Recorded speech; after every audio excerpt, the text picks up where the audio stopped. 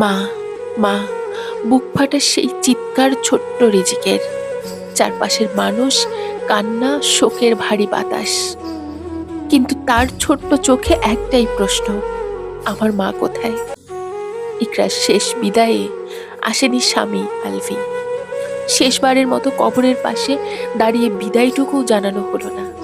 যার জন্য এত ভালোবাসা, এত অনুনয়, এত আকুতি, শেষ পর্যন্ত সেই মানুষটার জন্যই নিজের জীবনটা দিয়ে দিলেন তিনি। এই প্রশ্নটা আজও বাতাসে ভাসে। উত্তর হয়তো কোথাও লেখা নেই, কিন্তু একটা সত্য রয়ে যায়, কোনো সম্পর্ক, কোনো মানুষ কখনোই একজন মায়ের জীবনের চেয়ে বড় নয়। একটি শিশুর মা ডাক পৃথিবীতে সবচেয়ে ভারী শব্দ। এই ডাক যেন আর কোনোদিন শূন্যে হারিয়ে না যায়।